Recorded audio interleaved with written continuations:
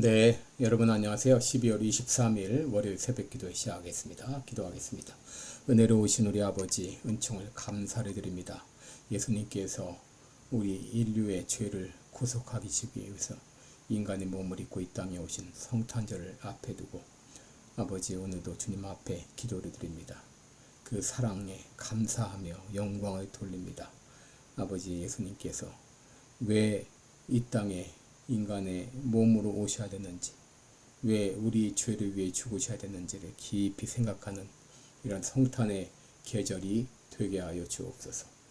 오늘도 연약한 중에 있는 우리 모든 성도들 주의 능력의 손으로 어루만져 주시사 깨끗이 나음을 얻게 하여 주옵소서.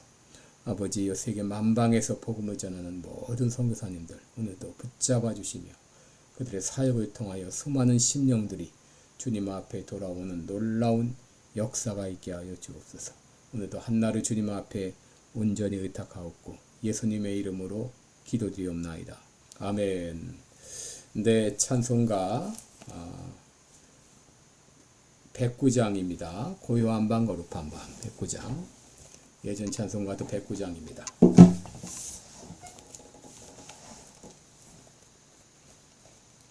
고요한 밤 거룩한 밤.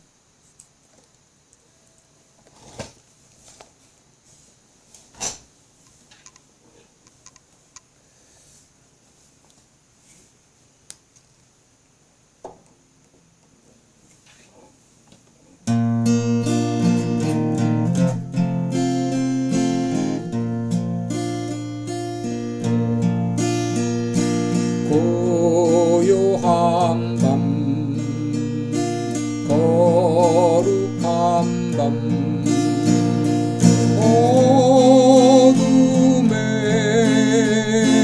묻힌 밤 주의 부모 앉아서 감사 기도 드릴 때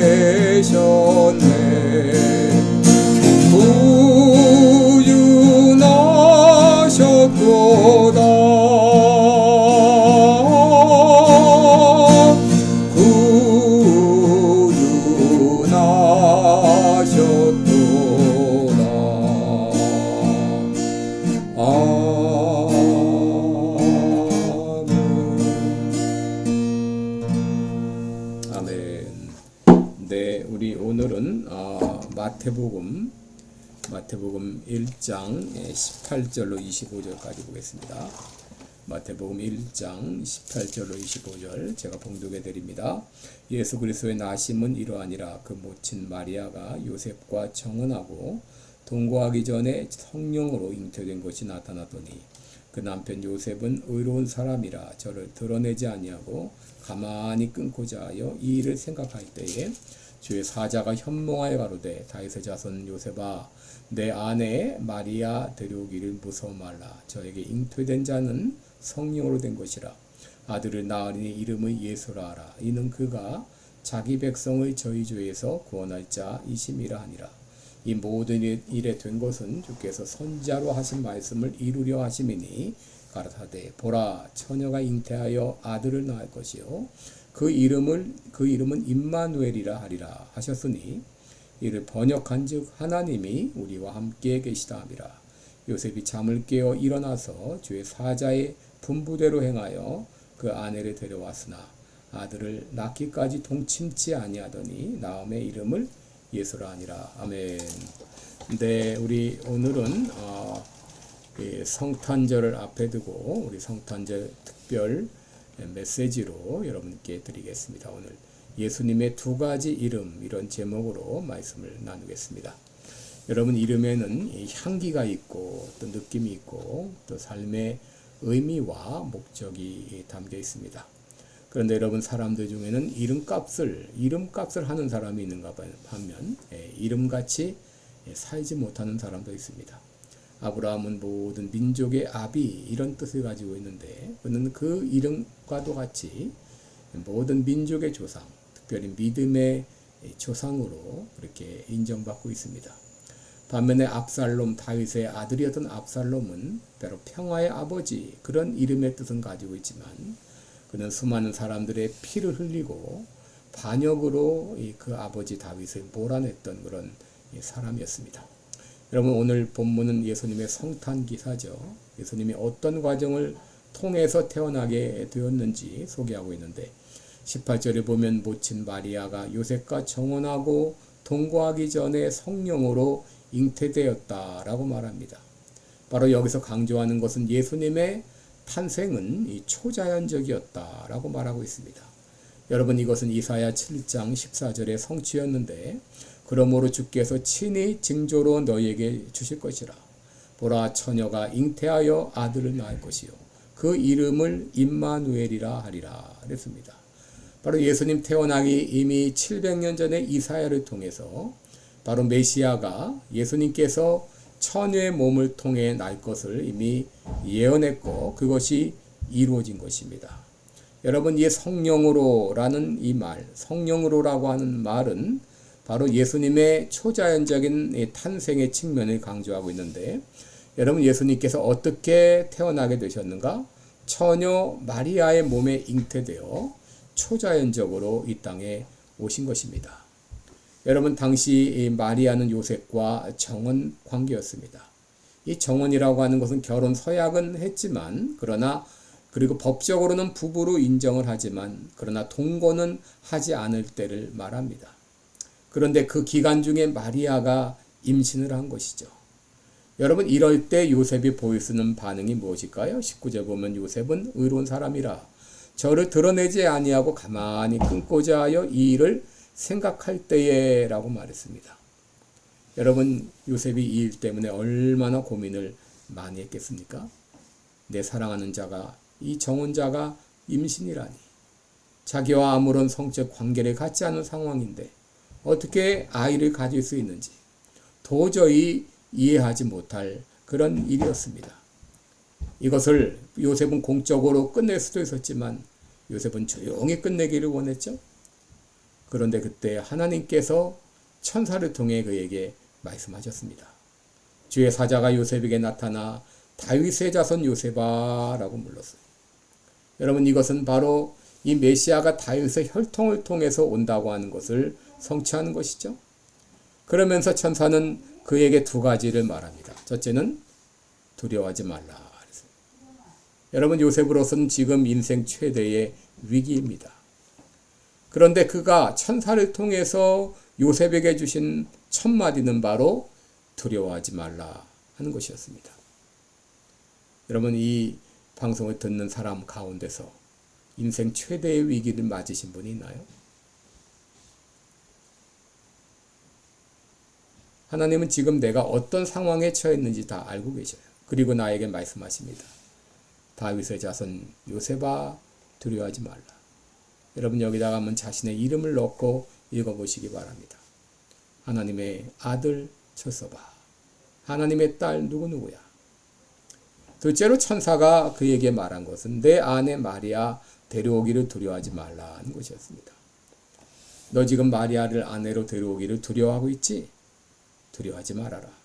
왜냐하면 마리아의 임신은 사람으로 말미암은 것이 아니라 성령으로 된 것이야 라고 분명히 응답해 주셨습니다. 바라기는 하나님께서 여러분이 지금 간절히 기도하는 기도의 제목도 이렇게 구체적이고 분명하게 응답해 주시기를 축원합니다. 바로 이 응답을 받고 요셉은 주의 분부대로 마리아를 아내로 데려와서 자신의 아내로 삼았습니다. 그런데 천사는 요셉에게 앞으로 낳을 아들의 이름까지 소개해 주셨어요. 여러분, 그 아들의 이름은 그가 누구며 이 땅에 왜 오셨는지 우리에게 잘 보여주고 있는데, 오늘은 그 이름 두 가지를 소개하고자 합니다. 첫째 이름은 예수입니다. 21절에 보면 아들을 낳으리니 이름을 예수라 하라.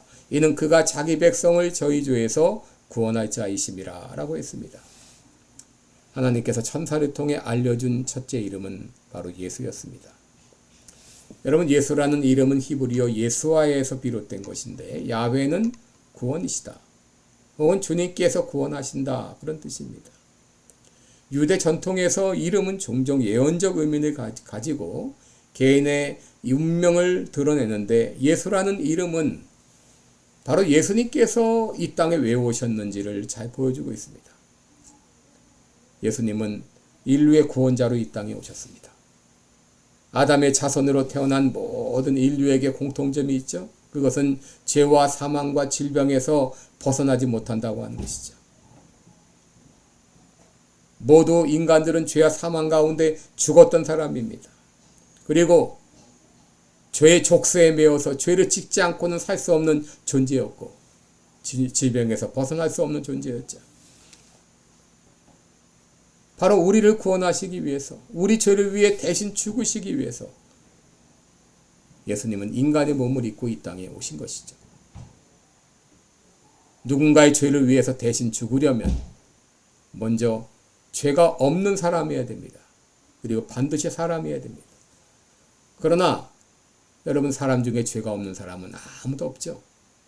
그래서 하나님이신 예수님이 인간의 몸을 입고 이 땅에 오셔서 우리 죄를 위해 죽어 주신 것이죠. 그리함으로 끊어졌던 하나님과의 관계도 회복시켜 주셨고, 죄에 매여 살아가던 우리들을 죄에서 해방시켜 주셨고, 질병에서도 고침받게 하셨습니다. 여러분, 예수님은 이렇게 구원자로 이 땅에 오셨습니다. 두 번째 예수님의 이름은 임마누엘입니다.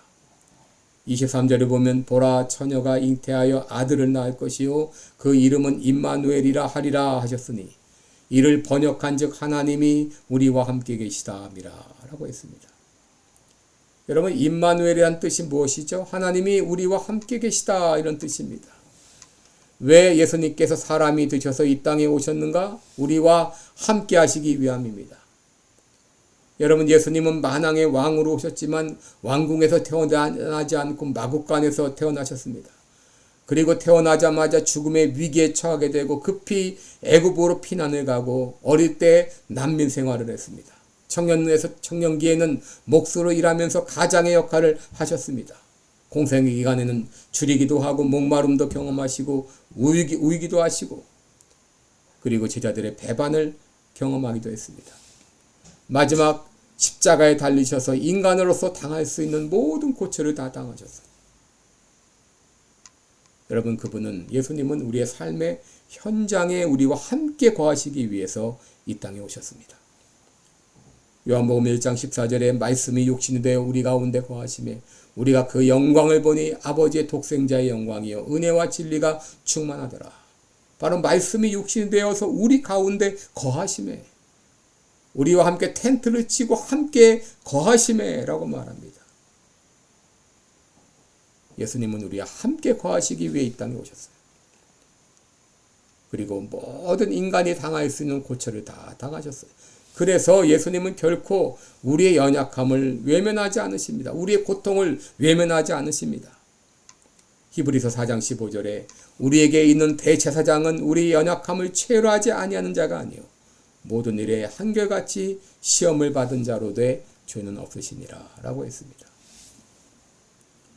여러분, 예수님은 인간으로서 당해야 될 모든 고초를 다 당하셨어요. 그러기에 지금 내가 당하는 어려움이 무엇인지 알고 계셔요. 나의 사정을 알고 계셔요. 내가 무엇 때문에 걱정하는지, 무엇 때문에 괴로워하는지 알고 계십니다.